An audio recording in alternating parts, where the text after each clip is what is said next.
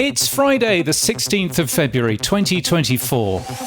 The last word in podcasting news. This is the Pod News Weekly Review with James Cridlin and Sam Sethi. Sam Sethi's away this week. I'm James Cridlin, the editor of Pod News. I'm all on my lonesome today. It's just you and me. But in the chapters today, Acast is in profit for the first time. More things leave Spotify. And it's good news from AntennaPod. Plus... Hi, I'm David Locke. I'm the founder of the Locked On Podcast Network and the radio announcer for the Utah Jazz. Later on this podcast, I'll be talking about the one-on-one connections that we've built Locked On Podcast Network about. Hi, I'm Amelia Coomber, head of growth and marketing at Podscribe, and later I will be talking about Podscribe's Q4 PPB, the Podscribe Performance Benchmark Report. They will. This podcast is sponsored by Buzzsprout, podcast hosting made easy with easy and powerful tools, free learning materials, and remarkable customer support. And we're sponsored by a new show called Why Your Podcast Isn't Growing. It's a show to help you get more listeners.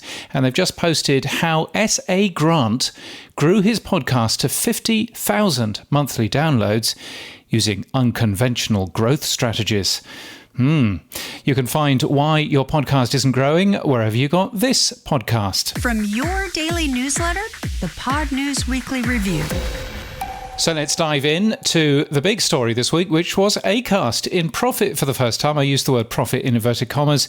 It was positive adjusted EBITDA. I always thought it was pronounced EBITDA, but Ross Adams ended up pronouncing it EBITDA. So EBITDA it will be from here on in. That's according to its quarter 4 23 financial results. They made a positive number of $1.5 million in the quarter. It did, though, post an operational loss of $7.3 million. So in profit, not in profit. Who knows? Anyway, sales grew by 18% last year, which is good news. Total listens went down by 12% after those changes in iOS 17. We'll come back to those a little bit later on. Those changes ended up costing Acast $7.2 million because they had to do a one-off contract revaluation. Now, $7.2 million was essentially the operational loss that they posted that quarter. So who knows? They could have been in profit, proper profit, slightly earlier. But it's quite a big change, all because of those Apple Podcast changes in iOS 17. Now, today in Pod News, a full look at how Apple Podcast changed in terms of iOS 17 and a full look at the job that Apple Podcasts did in terms of communicating it all. We've spoken to a bunch of people who understand all of the changes that were made because, frankly, it's a bit complicated and a bit in the weeds, but it's well worth understanding. So you'll find that today in the Pod News newsletter.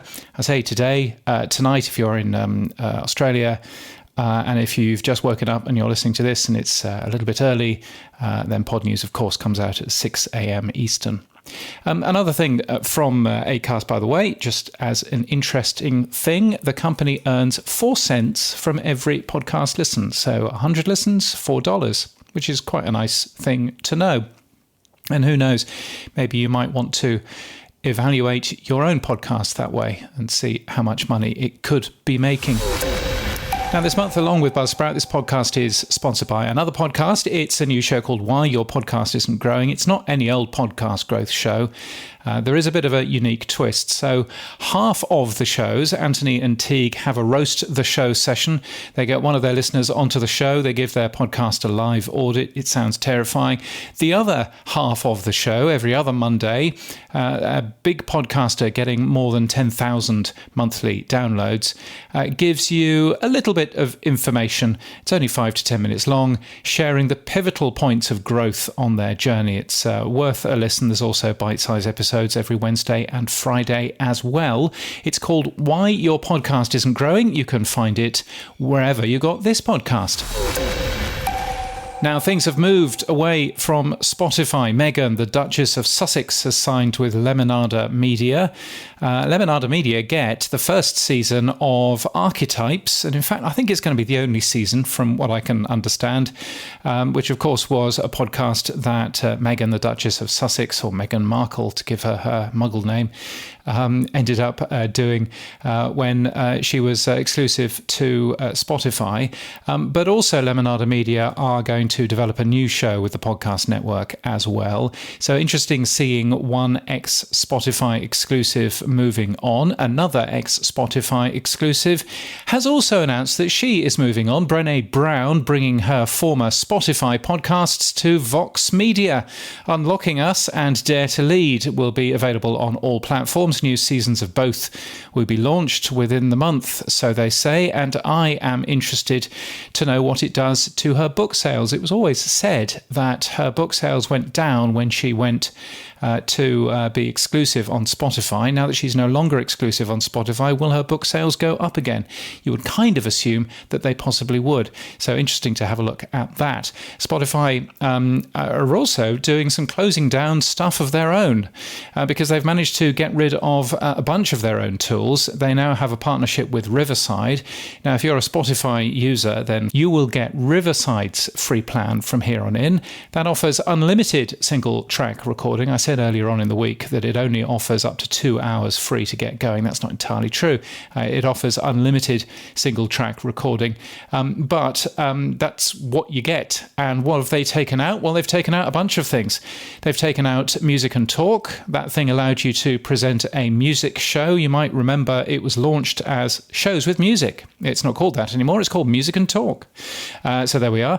Interactive audience tool Voice Messages has also been removed. Remote recording tool Record with Friends, and background music and sounds. The company tells us it's a shift away from legacy creation tooling and towards tools for better audience growth and engagement. I had an email from one person that is really quite sad about that, because they used to record a podcast on their lunch break walking through the park using the Spotify app or using the Anchor app, presumably. And and they're not going to be able to do that anymore. So I think that's rather a shame.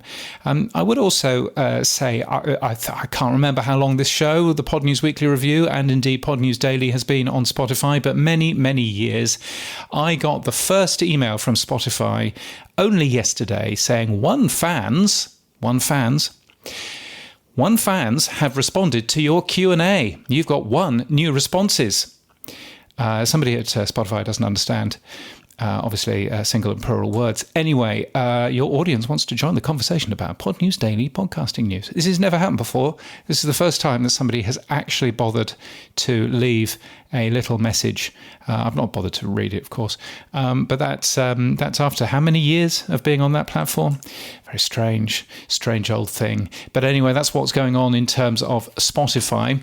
Earlier, we heard from Acast, and they're doing well with revenue, so we thought we'd have a chat with the boss of Locked On Sports, David Locke, to see how he's doing. They're doing some interesting things in terms of communicating with listeners directly using SMS, which I asked him about. And as you know, I am a consummate professional, and at no point did I forget to change the microphone and record all of this on the MacBook internal microphone. Oh, no, that clearly didn't happen. Anyway, first, I wondered how his revenues were going. So I'm going to knock hard because I do understand what's going on in the industry. We're doing great. But I think we have a unique product. It's why some of the SMS stuff also works for us in the same way. But we're able to sell to a client local passion on a national scale. And there's really nothing like sports, right? Whether it's a cricket match in Australia or whether it's a Super Bowl Sunday, the whole world stops. Whether it's a soccer match in Europe or whether it's just your local basketball game last night in Salt Lake City, 20,000 people were going bananas during you just don't get that anywhere. That passion, that connection. So when for us, when we take the combination of the local host, who's your local expert, who's connecting every day. We do it Monday through Friday. So our listeners we call them everydayers. They're with us every day. That's a pretty amazing connection for an advertiser to be able to tap into that relationship between the fan of their favorite team where they wear the jersey and the sweatshirt to the host that brings them that content. And we're able to do that across an entire network. It's about 1 million listens a day with that type of connection. We're doing beautifully with ad revenue right now, but we have a unique product that is maybe not having some of the other problems that the rest of the industry is susceptible to right now because of that connection and the format that's different than what everybody else is doing. Yeah, it's the community of common interest. It's why radio was so large, and I guess why your network is as large as well. I mean, I was a longtime talk show host, right? Those people I used to, at first, I'll admit, like when I was in my very baby stages of this and someone would walk up to me and talk to me, I was very uncomfortable. I didn't know what to do about it. And then somewhere it dawned on me like, oh, wait a second, this person's driving home with me every day in their 35-minute commute and listening to the show. They just spent 2.5 hours with me a week. I don't talk to many people 2.5 hours a week. So the connection that we have, and that's what our number is now at 30 minutes, where our shows are supposed to be about 30 minutes a day. If you're listening to 4 of them, 4 of the 5, I'll call you an everydayer and you're spending 2 hours with me. Like, luckily for my wife, I don't spend 2 hours a week with her. It's a really intimate connection that we have with our listeners. And I do think that's where when suddenly I'm talking about, one of our sponsors, it's a connection. It's also where I think that connection can come out in many other aspects for us in a business sense. What impact have you seen from the changes in Apple Podcasts recently, the most recent iOS update? With having a source of your level here in this conversation, there was zero chance that I wasn't asking you that question before I left today. So I will. What do you think industry standard is at this point? Because I'm super curious on that. I know what our number is, and I think I literally ran them last hour. I think we're losing about half the audience that the industry is, which is really interesting to me because I would have thought, quite honestly, daily podcasts. I mean, we're putting out 250 episodes a year. Our hosts have been here with us for 6 or 7 years. They're getting close to their 2,000th episode with us. If we had some gaps of weird downloads in Apple, I thought I was reading about that with some real trepidation. We're not seeing the 20-25% that everybody else is. Are you seeing industry standards at 20-25% right now? Look, I've seen some numbers from some people where their figures have cratered and they've literally halved the total amount of numbers that they've been getting. But quite a lot of the numbers that I'm seeing are around 10% down. In total.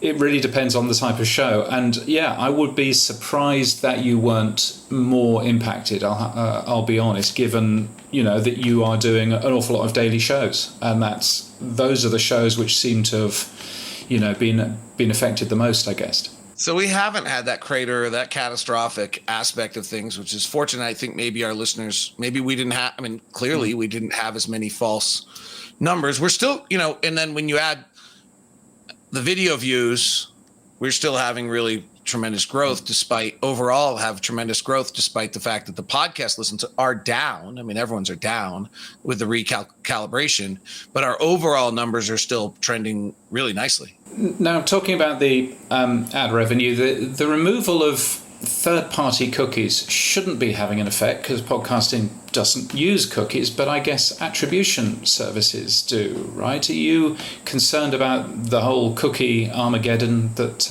is planned to happen any moment now? So we've had such a good renewal rate on our clients recently. Any change is unnerving, right? Because our renewal rate is so consistent with our clients. I can speak to my show. Like, my clients have been with me, and maybe they've been with, they've now been with me for 7, 8 years. I'm assuming that nothing, hopefully some attribution change doesn't change their loyalty after 7 or 8 years. But I think our 5 biggest clients all just renewed for a second, if not third year. So anything that changes in that, when that's going on as a company, can we just keep everything the same? Changes always can bother someone, right? And attribution, I think, is good because it makes our clients feel comfortable about what they're receiving.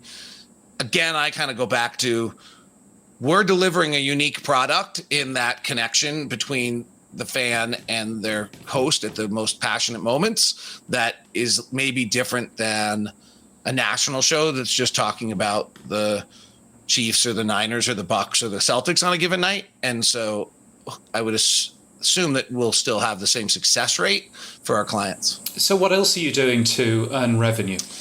I think obviously our parent company made an investment in a newsletter company recently. I think we'll see a way to do that. And then I'm a big proponent for a multitude of reasons of the kind of the texting format, the direct one-on-one connection. I mean, if just already from what I've said to you today, James, like it intuitively matches, right?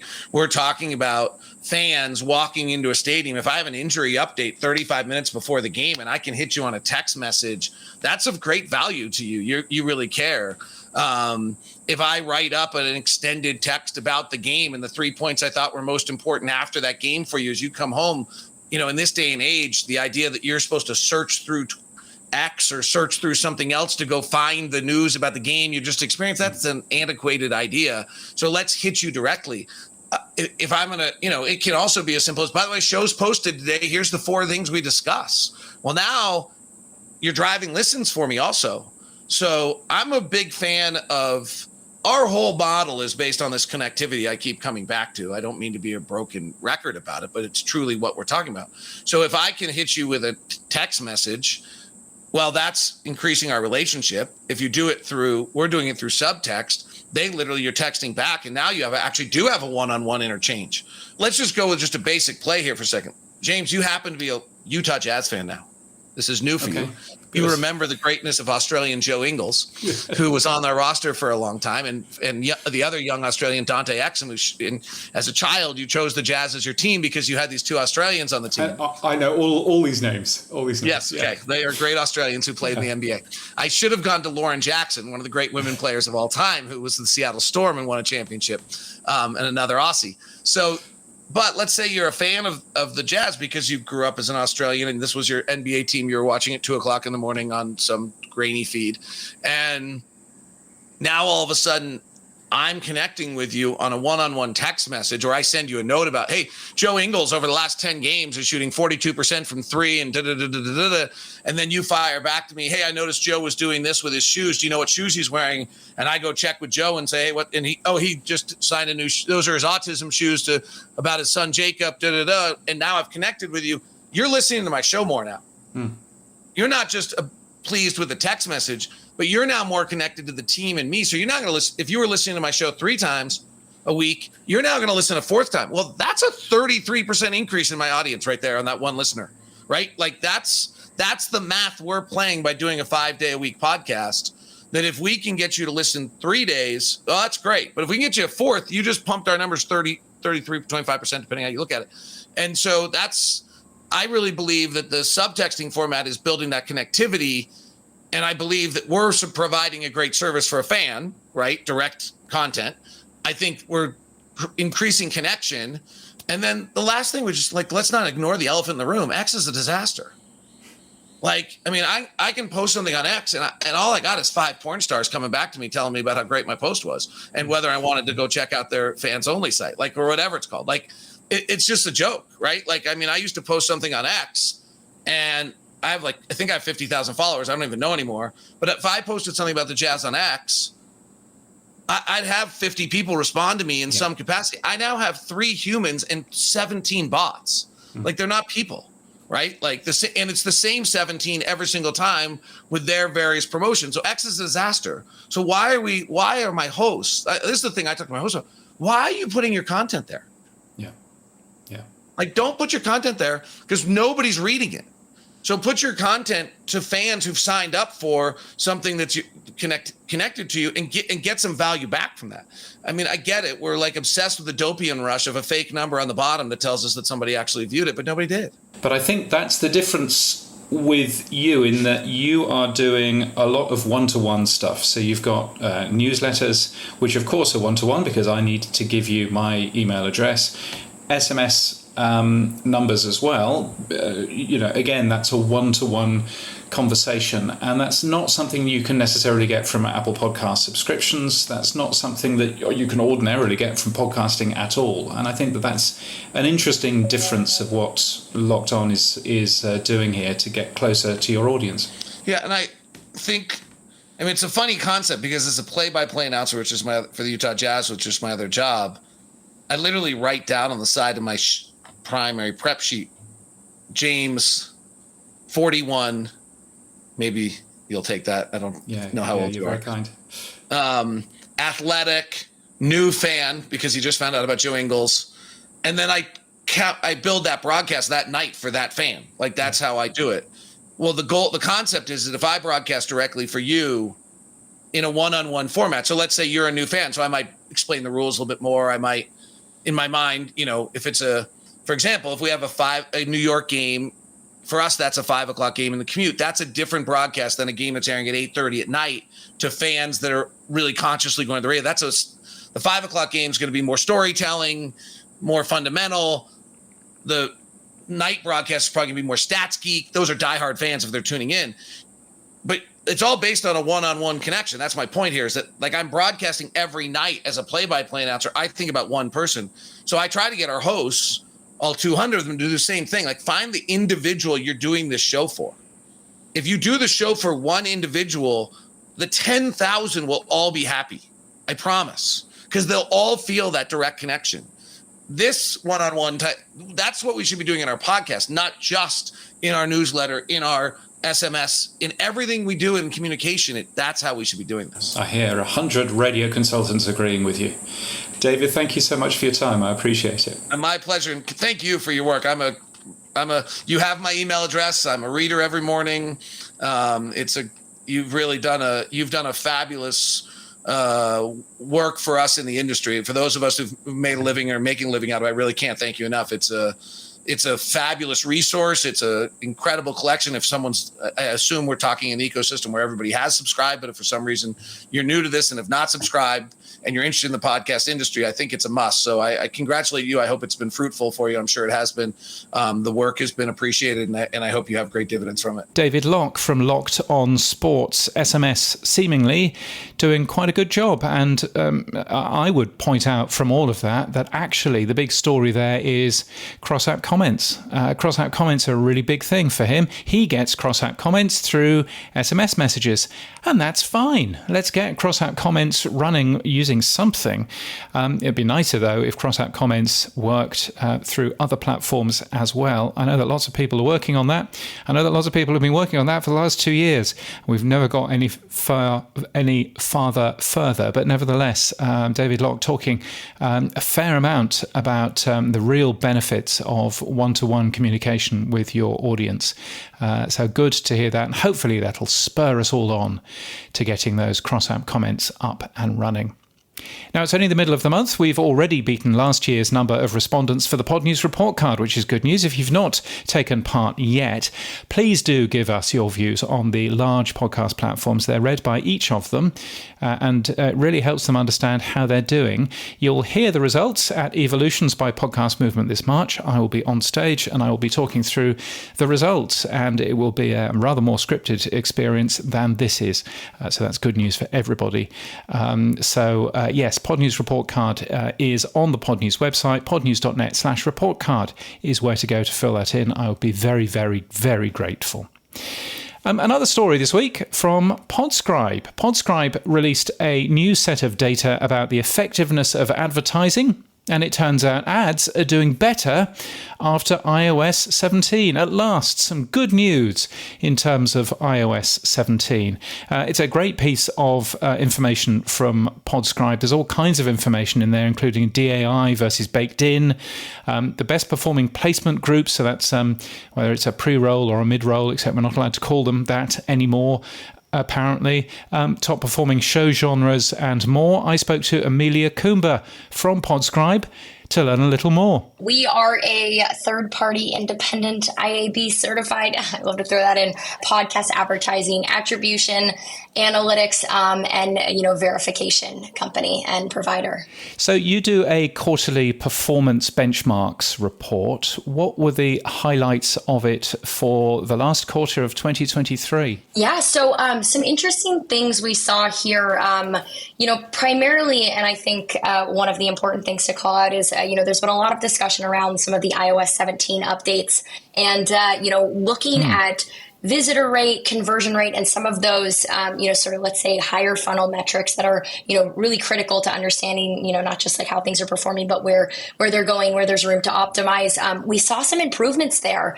And obviously we can't pinpoint this, 100% to one given thing. It's, the ecosystem is evolving in general. But when it comes to visitor rate, in Q3, we saw about a 0.47% visitor rate. And again, visitor rate is really how many visitors that were exposed to an ad over the impressions that were delivered, came to the site. So it was about 0.47% in Q3 of 2023. And since Q4, it actually went up to 0.56. And again, with, the iOS 17 updates removing, I believe it can be about 10 to 30% of these back catalog automated downloads.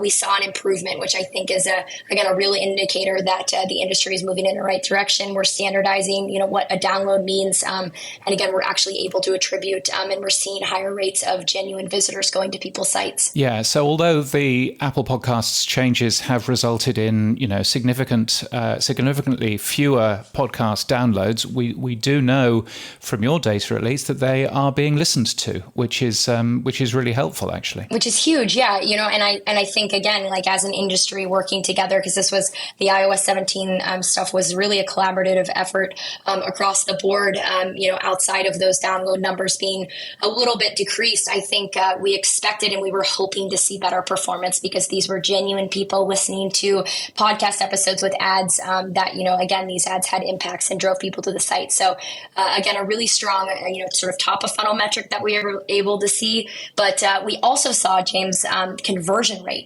increase as well. So not as high from that 0.47 to 5.6, but we saw it go in Q3 from 0.24% to 0.27%. So not only are we driving more genuine people to site and we're driving them to site at a better rate, but we're also converting them at a higher rate as well, which again, it's just, one step after another, to continue driving and improving out the impact of podcast ads. So podcast advertising is working better, which is always a good thing to know. Pre-rolls and mid-rolls and post-rolls, I know you don't call them that anymore because it's not always very clear what's a pre-roll and what's a mid-roll, but which of those sorts of things work better? Does it work better the further in you are to a podcast, or as close you are to the start of the podcast? Does that work best? Yeah. So, again, we saw that what we call the first group, which typically is a mid-roll, because, pre-roll, mid-roll, and post-roll, everybody has different terms for how they categorize them. So we look at it as those ad groups. And, in Q3, we saw the first group really outperform the second group and the third group. And this quarter, it still was, the highest performer, but by a much lesser degree, which was really, really interesting. It's, to the point that we almost can't make the definitive, conclusion that placement one or that first group, outperforms the others, which I think, again, speaks to a lot of different things. But, ad creative is becoming an important topic and people are really optimizing for that, especially if they can see some of those top of funnel metrics from a pixel-based attribution provider, whether it's us or Spotify or you name it. And so that was interesting because, again, we saw that it still, was sort of the leading performer, but it was much less of a degree when it came to its, performance compared to the other placements. Yeah, which is really useful to learn. And actually, so mid-rolls and pre-rolls, or at least the first and the second placements, seem to be very, very close now in terms of how well they perform. Very, very close. Two other things that I'm interested in. One of them is host read versus presenter read or a pre-recorded ad. I always find it complicated because, again, our industry hasn't yet worked out exactly what we want to call things. But host read, i.e. a live read, versus a pre-recorded read, which some people call a presenter read, which I find very confusing. What works better in terms of that? I mean, I guess host read ads, live reads work the best, right? Yes, and that is what we found. And we actually saw the percentage of performance where those host-read ads were used actually increased. So in Q3, it was almost a 50-50 split, 44% that were not host-read. They sort of performed worse, and then 52% of all of the ads performed better, and they were host-read. And we actually saw that switch. So, answering the question, is host-read better in Q4? About 67% of all of the ads that we looked at, comparing both host read and producer read, they performed. So we did see that uptick. And I think, the interesting sort of next steps to break that down a little bit more is, are we seeing more host read? Are we seeing less host read? And we obviously take those things into account when we're looking at this data. But I think that understanding the impact of what, a host read ad and that influencer, that is a podcast host talking about a brand, and how, it can be easier to convince people to purchase when they hear it from that third party, we're continuing to see really outperform. Yeah, which is really good. And ad length, the longer the ad, the better it works, kind of, up to a point, right? Yes. So this one was tricky. And we used what was called like a correlation coefficient analysis. And so it's basically a way to compare or measure two variables across a certain data set. And so we saw that the ad length had a 0.8% or a 0.8. It's basically a number correlation between the length and the visitor, which in layman's terms basically means as ad length increases, visitor rate also increases. And what we also saw more interestingly was that on average, reads that are 2+ minutes long, 120 seconds plus, actually outperformed anything that was 60 seconds or less by about 20%. So, the longer the ad read, we are seeing a direct correlation to that improving performance.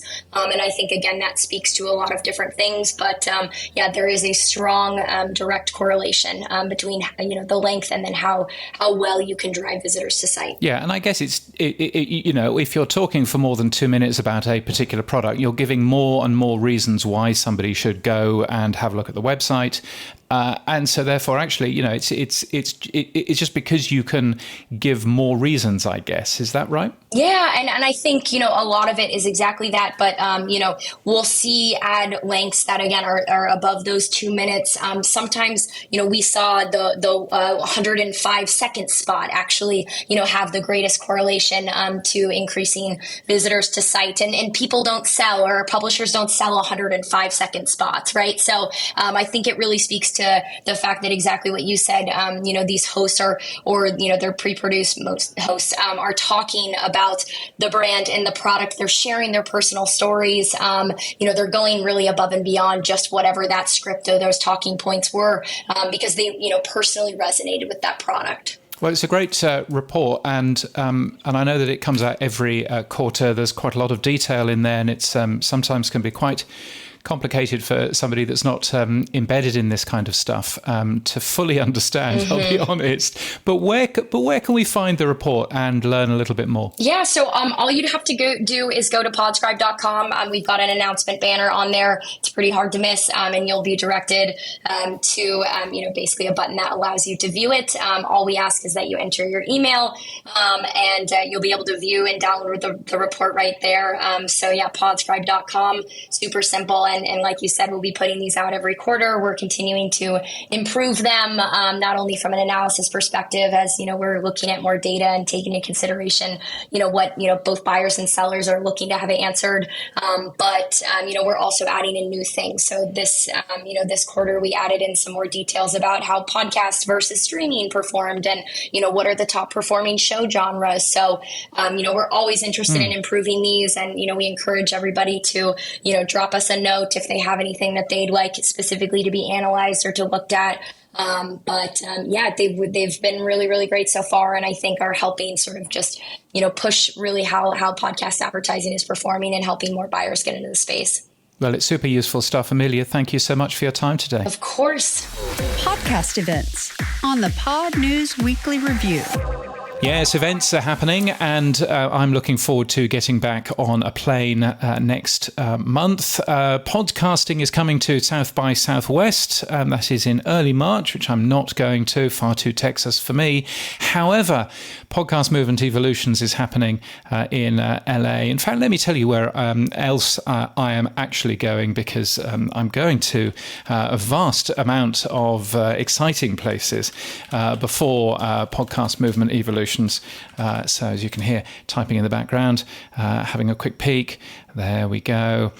Here we are. So I will be in Oslo in Norway on March the 15th. The Norwegian Local Radio Association are getting 2 speaking things from me. One of them talking about podcasting tools and one of them talking about other things. Maybe I will see you there. Who knows? Then Radio Days Europe in Munich in Germany, March the 17th to the 19th. I'll be celebrating my birthday in Munich and looking forward to that. I've got a day in London on March the 21st. Not quite sure what I'm doing there yet. I might be speaking at City University of London, which Sam spoke at about 3 or 4 weeks or so ago. Can't let Sam have all of the glory, so hopefully I'll be doing that. Followed by Evolutions by Podcast Movement in Los Angeles. I'm actually rock up in Los Angeles a couple of days early, so I will be kicking my heels around LA and looking forward to seeing a bit of the place. That'll be quite nice. So Evolutions, very much looking forward to that. And one of the reasons why I'm looking forward to that is that the Infinite Dial 2024 for the US will be unveiled at Evolutions by Podcast Movement. That's happening on March the 28th. It's the gold standard study from Edison Research, America's longest running survey of digital media consumer behavior. And this year, with support from Odyssey, Cumulus Media and Sirius XM Media, it's the number that we all sit and wait for to find out exactly how many people are listening to podcasts and to many other things as well. So it's worth a peek at the Infinite Dial 2024. You can read the Infinite Dial 2023 on Edison Research's website right now. What else is happening? The New Zealand Podcasting Summit is on May the 11th in Auckland. And the podcast show in London is happening on the 22nd to the 23rd of May in London. I will be there for that. I'm kicking my heels in New York on May the 27th. May the 29th to the 31st, I'm in Orlando for Momentum 24. And then up in Toronto for Radio Days North America in June the 3rd to the 4th. So hopefully I might see some of you there. The beer situation in Toronto is much improved. I was very grateful to find out when I was there recently. So looking forward to popping up and seeing rather more of those. Anyway, there are more events, both paid for and free at Pod News, virtual events or events in a place with people. And if you're organising something, tell the world about it. It's free to be listed at podnews.net/events. The tech stuff on the Pod News Weekly Review. Yes, it's the stuff you'll find every Monday in the Pod News newsletter. And here's where James talks technology this week. And firstly, congratulations to AntennaPod, an open source podcast app for Android. It's a really good app. It works really well. It looks simple, straightforward. It's an app where everything happens on your device, so they don't have a central server keeping tabs on what you're doing. So that's a good thing. Now, one of the things that they have said is that according to Google Play, they have hit 150,000 monthly active users, which is great news. The app saw a lot of growth on September the 26th. And why is September the 26th an important date? Well, that was the day that it was announced that Google Podcasts is to close. So quite a lot of that growth, in fact, most of the growth for AntennaPod is in the US. It's mainly in use in the US and in Germany, which is where quite a lot of people who work on that product work. And of course, it's properly translated into German, so why not? One of the volunteer project maintainers told us, while we undoubtedly have a small market share, we're proud of this increase, and so you should be. And unlike iOS, Android users actually have the choice of other app stores. As an open app, you'll find AntennaPod also listed on F-Droid. F-Droid doesn't give any user data at all. My suspicion, because AntennaPod is by far and away the best podcast app on F-Droid, my suspicion is that you will see probably that again in terms of F-Droid. So they're doing very nicely. Other things just to mention, if you want an OPML feed of the latest podcasts that we've mentioned in Pod News, then our new podcast trailers page now has an OPML feed, which hopefully is updating itself. That's what I've coded it to do anyway. So pop along and you'll find it, podnews.net/trailers. True fans, that's Sam's thing. He has launched a podcast RSS feed podcasting 2.0 validator. He's supposed to be on holiday. He's down here in Australia. He's currently in a place called Noosa, which is to the north of us, about 2 or so hours to the north of us, except he's going down to Sydney again next week, followed by coming up and doing this show from Brisbane, which will be fun. But yes, he seems to be hard at work. So have a holiday. Sam, have a holiday. And did we mention a new website explaining what Podcasting 2.0 is all about? I mentioned it last week, chatting with Dave. Podcasting2.org is the website for you to go to. It's looking even smarter this week. Daniel has done a ton of additional work, and as you might have suspected, that website is completely open source. We'd really appreciate your help in expanding it, and in fact we've had one Spanish speaker who's quite keen in translating the whole lot into Spanish, so that'd be pretty good. It'd be nice if we could translate it into other languages as well. So if you fancy any of that, then podcast2.org, and just have a click around and you'll find the GitHub repository for that, and that would be a good thing. Boostergram Corner on the Pod News Weekly Review. Yes, it's our favourite time of the week. Well, it's my favourite time of the week. It's Boostergram Corner, and this is where I read boosts from both the Pod News Weekly Review and the Pod News Daily. And the Pod News Daily had 1,000 sats from Andrew Grummett. I was wondering who Andrew Grummett was, and it turns out that Adam Curry has sent us 10,000 sats. Thank you, Adam, for the Pod News Weekly Review for this very show, explaining who Andrew Grummett was. He was one of the first developers of podcast applications ever. He invented iPodder, which you might remember, it had a lemon. It had a little lemon as a logo, but it wasn't a lemon. It was a very good piece of software. I remember using that. In fact, I remember linking to it from the Virgin Radio website way back when. He's an unsung hero of podcasting, says Adam. Thank you for the 10,000 sats, Adam, and thank you for the 1,000 sats from Andrew. And he is busy working on something clever, which he's not quite ready to tell people about yet. But when he does, I'm sure he will. Thank you to Kyrin, a row of ducks, 2222 sats. He has said publisher feeds sound like exactly what I need. I've been thinking of creating an all feeds podcast, and this would suit perfectly. Go Podsage. Go Podsage. Indeed. Yes, looking forward to publisher feeds. I think there is a Pod News publisher feed, but I don't think it's to spec. So I should probably take a look at that. More rows of ducks from Dave Jackson, 2222 sats. Really enjoyed the first time Podfest. Oh yes, that was Claire Waite Brown from last week. And I am now trying, says Dave, to figure out what being American means. Is trying to figure out what being American is something an American would do? No. No, it's not. No. Yes, being American, it's all a bit American, is a phrase that I think if you're an American, you might not ever get. It's like the word ironic, and the fact that you don't understand that, or like, spelling of the word colour, or pronouncing the letter Z.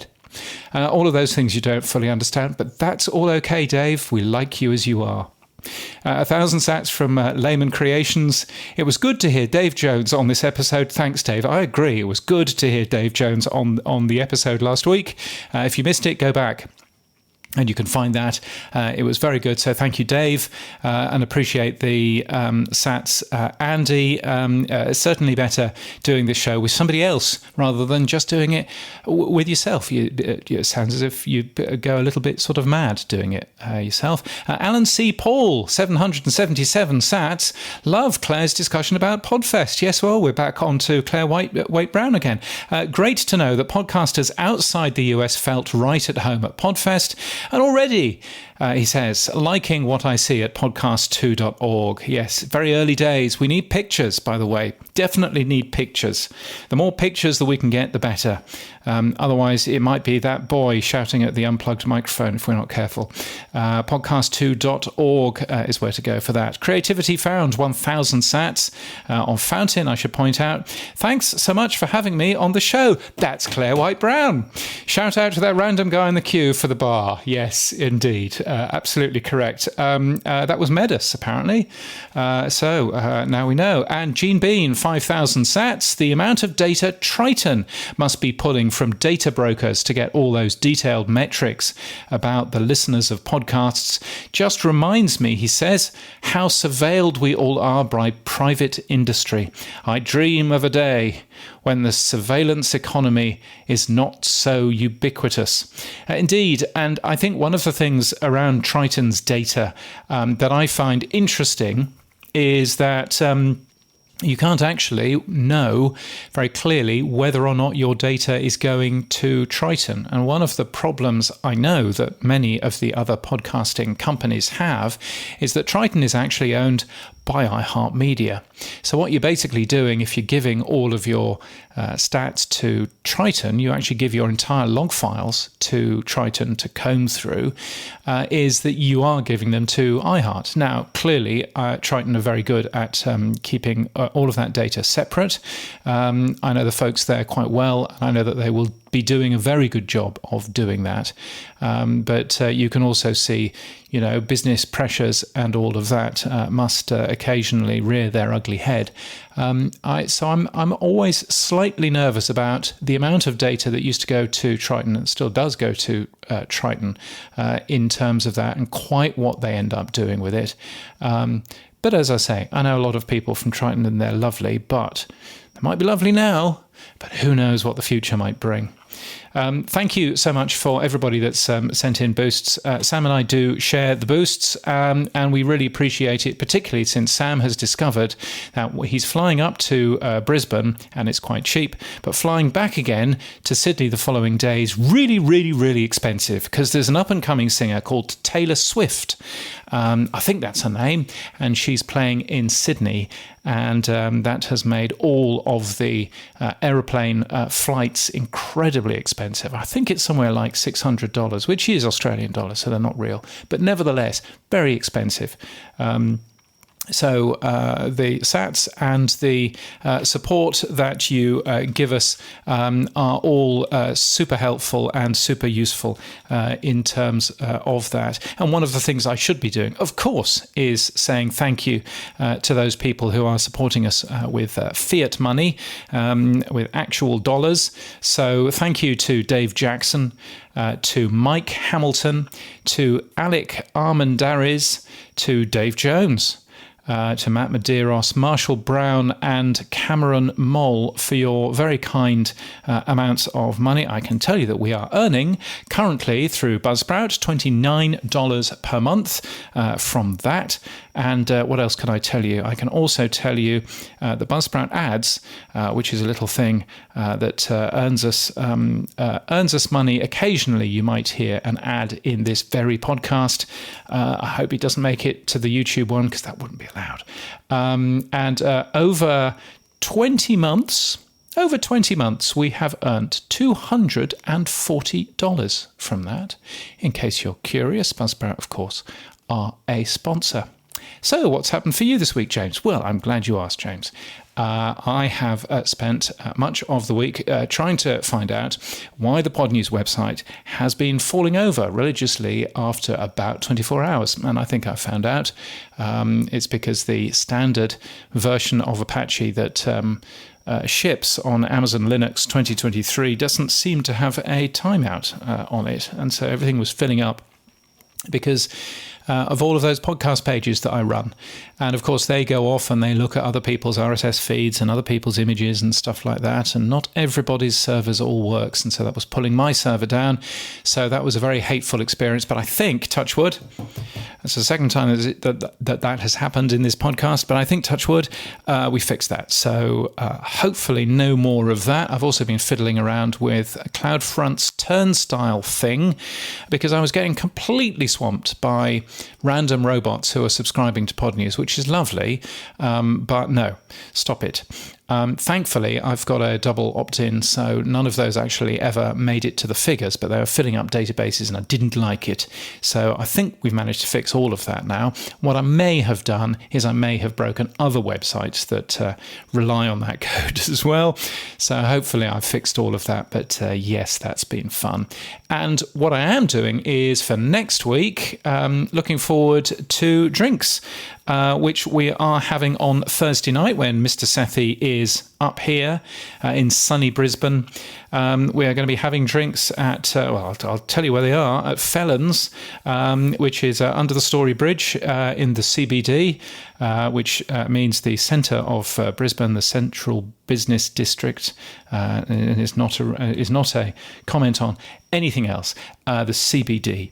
Anyway, yes, so looking forward to doing that. That's on Thursday night. You are more than welcome to turn up. If you wouldn't mind, do a quick search for Humanitics Pod News.